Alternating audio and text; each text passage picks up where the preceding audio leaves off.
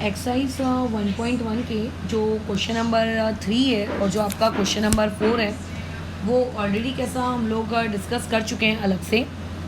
तो इस particular class में question number 1, question number 2 and question number 5 ये सारे के सारे हम लोग कैसा भी डिस्कशन कर लेंगे। तो इस सेट का सवाल कल मैंने करवाया था, ठीक है। पढ़ लेते हैं सवाल में क्या बोला गया है।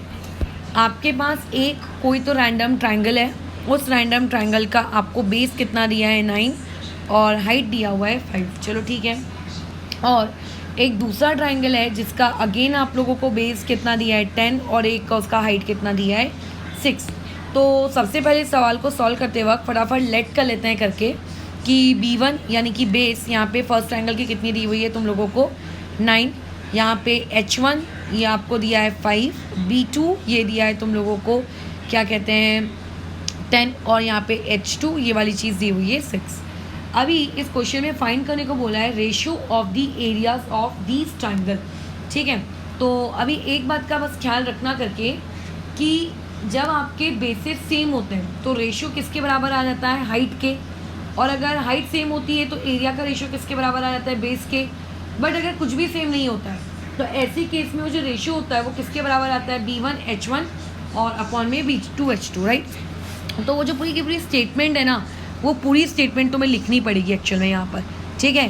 क्या लिखोगे यहाँ पे कि the ratio of areas of 2 triangle, ठीक है। अगर आपके पास 2 ट्राइंगल्स हैं और अगर आप उन 2 ट्राइंगल्स के एरिया का रेशियो लेना चाहते हो तो वो रेशियो क्या होगा आपका इक्वल होगा, किस चीज़ के इक्वल होगा करके वो इक्वल होगा ratio of the product of their basis, ठीक है। किसके बराबर होगा ratio of the product of their basis and उनकी करस्पॉन्डिंग हाइट के, ठीक है। ये वाला पूरा स्टेटमेंट हम लोगों ने लिख दिया।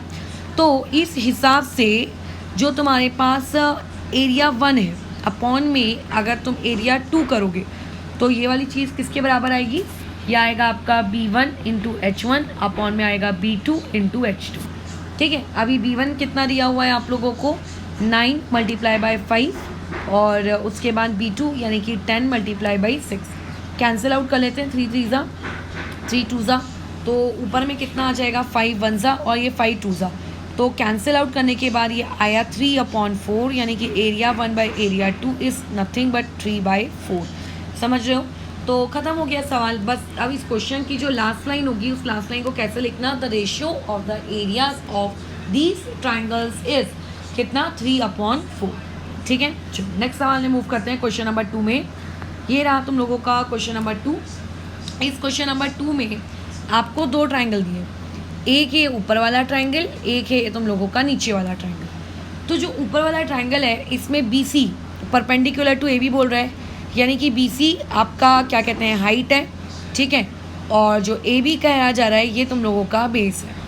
अच्छा, उसके बाद जो नेक्स्ट में AD परपेंडिकुलर टू AB कह रहा है, मतलब AD आपका हाइट है और AB आपका बेस है। तो साथ साथ दिख रहा है कि बेसिस दोनों में क्या हो रही हैं आप लोगों की सेम हो रही हैं, ठीक है। बेसिस दोनों केसेस में क्या है सेम है। तो जब बेसिस दोनों केसेस में सेम है तो ऐसे में जो एरिया का रेशियो होता है वो किसके बराबर हो जाता है आप लोगों के हाइट के रेशियो के बराबर, ठीक है। तो पहले तो हम लोग इस क्वेश्चन का सारा डाटा वगैरह लिख लेते हैं करके कि आप लोगों के पास जो ट्राइंगल ABC है उस ट्राइंगल ABC में BC परपेंडिकुलर है AB के। तो देयरफॉर उस क्वेश्चन में जो हाइट है वो हाइट तुम लोगों के पास कौन है BC, और BC की वैल्यू दी हुई है 4। और उस क्वेश्चन की आपके पास बेस कौन है, वहाँ पे बेस है AB और उसकी कोई वैल्यू नहीं दी है तो लेट इट बी B, ठीक है। मैं इसको ले लेती हूँ आपका B। अब वैसे ही जो दूसरा ट्राइंगल है नीचे की तरफ इन ट्राइंगल ABD वहाँ पे कौन किसके परपेंडिकुलर है AD परपेंडिकुलर है AB के, ठीक है। तो देयरफॉर वहाँ पे जो तुम्हारे पास हाइट की वैल्यू आएगी, हाइट की वैल्यू कितनी आएगी AD और AD की वैल्यू कितनी दी हुई है 8। वैसे ही उसके केस में भी आपके पास बेस की वैल्यू कितनी आएगी AB, और AB क्योंकि सेम है इसलिए हम लोगों ने क्या ले लिया उसको B। अभी यहाँ पे लिखना पड़ेगा करके कि हमको कि दोनों ट्राइंगल्स की यानी कि इन ट्राइंगल आप लोगों का ABC और दूसरा ट्राइंगल कौन सा है तुम लोगों का ट्राइंगल ABD, ठीक है। दोनों की जो बेस है, ठीक है, वो कैसी है इक्वल है। तो यहाँ पे लिखेंगे हैव इक्वल बेस। अगर दोनों लोगों की बेस इक्वल है तो देयरफॉर एरिया 1 बाई एरिया 2 यानी कि area of triangle A B C upon में एरिया ऑफ ट्राइंगल क्या कहते हैं आप लोगों का, ए डी सी। अच्छा, ए बी डी ये किसके बराबर आएगा, हाइट के रेशियो के। तो इसकी हाइट कितनी है बी सी और दूसरे वाले की हाइट कितनी है आप लोगों की ए डी, तो B C by A D बस वैल्यू पुट कर दो तो ये 4/8 और ये रेशियो आ गया 1/2। तो therefore area of triangle A B C upon में area of triangle A B D इस चीज़ का रेशियो बैठता है कितना, 1/2 करके। ठीक है, तो बस इस सवाल में जो फाइंड करने को बोला गया था वो हमने फाइंड कर लिया। तो ये बहुत ही सिंपल सवाल थे, मुझे नहीं लगता इसमें कोई ऐसा होगा तुम में से जिसका ये आंसर नहीं आ रहा है या फिर गलत आ रहा है, बट फिर भी मैंने बता दिया।